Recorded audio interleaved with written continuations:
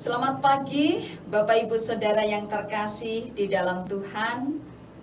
Pagi menyapa hadir hari ini di penghujung tahun 2021 bersama dengan saya Pendeta Lintang Anggraini.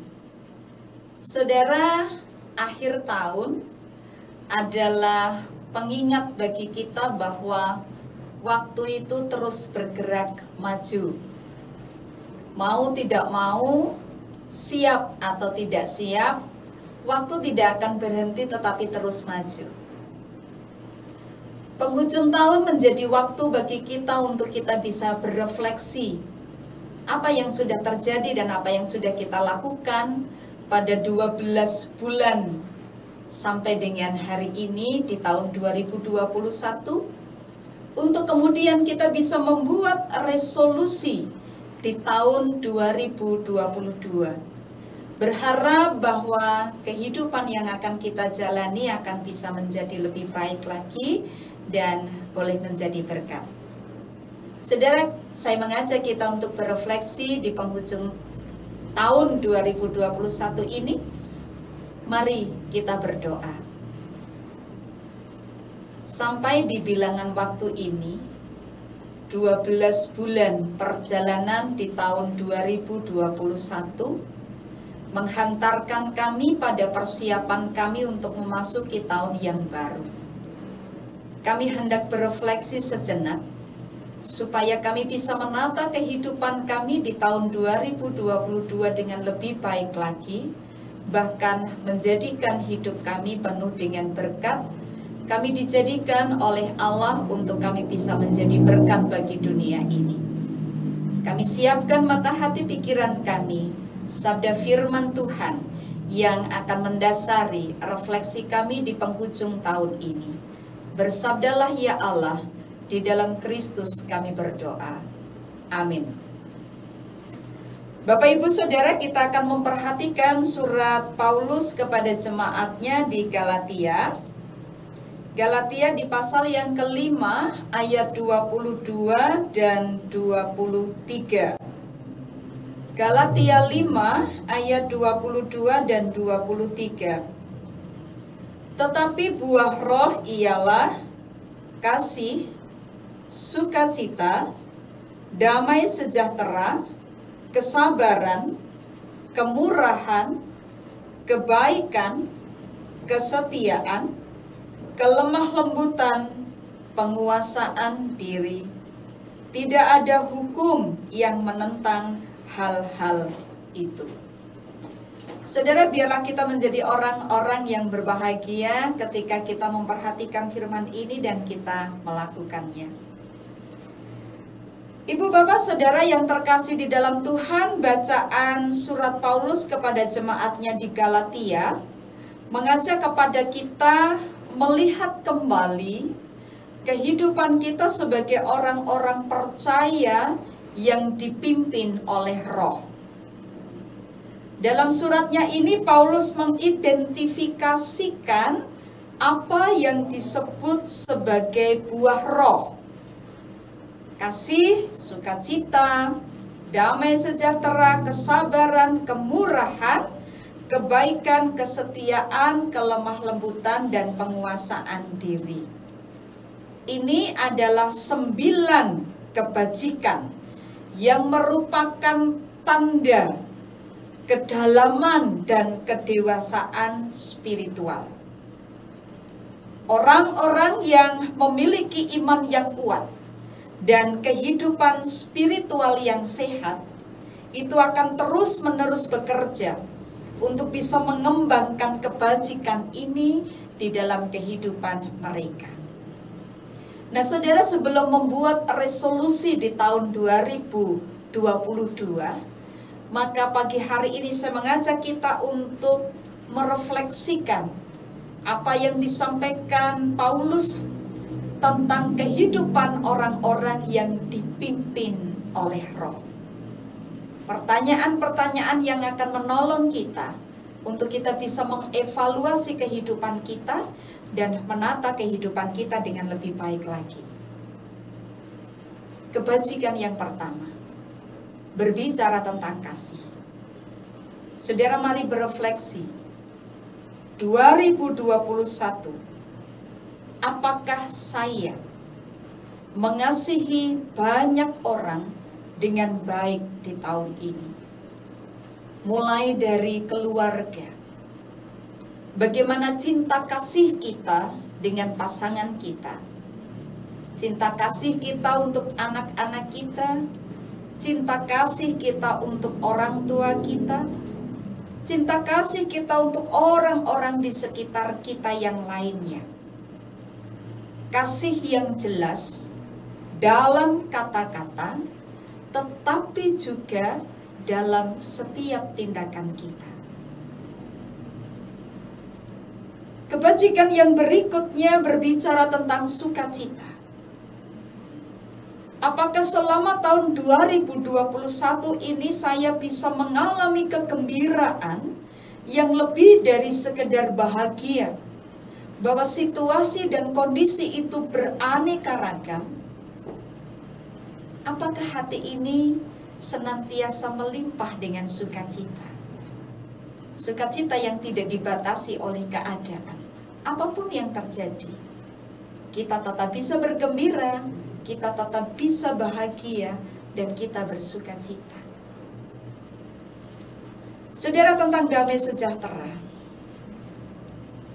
mari flashback yang terjadi di tahun 2021 sampai dengan bilangan waktu ini.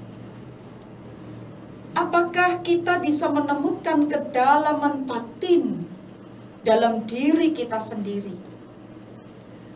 Atau apakah saya masih hidup dalam ketegangan-ketegangan, bahkan masih ada kebencian dari masa lalu saya? Apakah saya sudah bisa melepaskan hal-hal yang menekan kehidupan saya?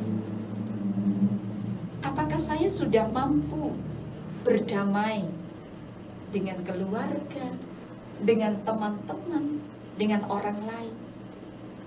Adakah damai itu sungguh-sungguh sudah bisa kita rasakan selama perjalanan waktu ini? Tentang kesabaran, pertanyaan yang bisa kita refleksikan, apakah saya sudah bisa sabar dengan orang-orang yang sulit, dalam situasi yang sulit?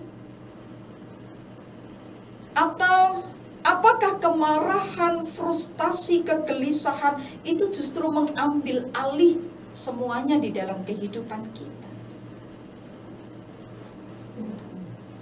Paulus berbicara tentang kebaikan yang menjadi bagian dalam buah roh orang-orang yang dipimpin hidupnya oleh roh.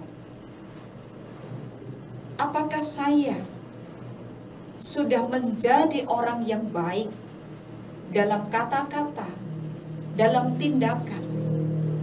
Atau ketika orang lain tidak baik dengan saya, apakah saya tetap bisa menanggapi dengan kebaikan-kebaikan saya? Berbicara tentang kemurahan, saudara, hitung berapa banyak yang Tuhan sudah berikan dalam kehidupan kita. Kalau ratapan mengatakan berkatnya selalu baru tiap pagi buat kita. Berapa banyak rezeki yang sudah saya bagikan. Berapa rezeki yang saya dapatkan.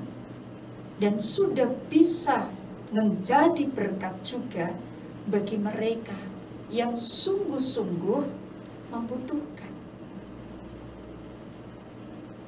Tentang kesetiaan, mari berbicara dan mari bertanya pada diri kita, setiakah saya pada banyak hal dalam kehidupan? Dan sejauh mana saya tetap menjadi orang yang setia kepada Tuhan? Mari bertanya tentang kelemah lembutan di dalam diri kita. Belas kasih seperti apa yang sudah saya wujudkan bagi mereka, orang-orang yang terluka? Bagaimana dengan kelemah lembutan di dalam diri saya? Apakah saya tetap bisa tenang saat situasi begitu sensitif saya hadapi? Dan yang terakhir tentang penguasaan diri. Bagaimana saya bisa mengatur diri dengan baik? Bagaimana selama ini saya bisa mengendalikan emosi, keinginan-keinginan, hasrat, nafsu? Ataukah kita kalah dengan semuanya itu? Ibu, bapak, saudara yang terkasih di dalam Tuhan, merefleksikan pertanyaan-pertanyaan di atas akan menolong kita untuk kita bisa membuat, menata kehidupan kita dengan lebih baik lagi.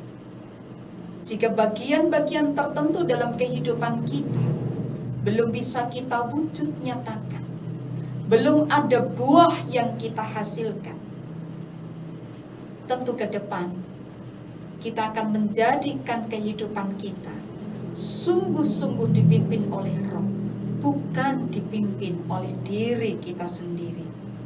Sehingga kehidupan yang dipimpin oleh Roh semakin menampakkan buahnya, sehingga hidup bukan sekedar berjalan tanpa berkat, tetapi hidup yang berjalan yang dipenuhi oleh berkat Tuhan, hidup itu pun akan menjadi berkat. Saudara, kita tidak pernah tahu apa yang bakal terjadi di tahun depan, dengan kesulitan, dengan tantangan, dengan perjuangan kita. Bisa jadi akan lebih ringan, tetapi bisa juga terjadi itu akan lebih besar.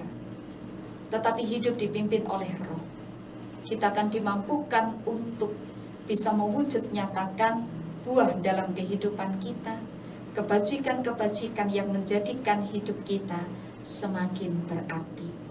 Meninggalkan tahun 2021 dengan begitu banyak refleksi dalam kehidupan kita, dan kita akan siap menyongsong tahun yang baru 2022 dengan berkat yang baru dan menjadikan kehidupan kita lebih baru lagi.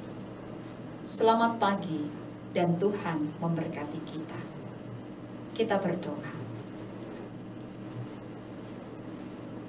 Mengakhiri perjalanan 2021,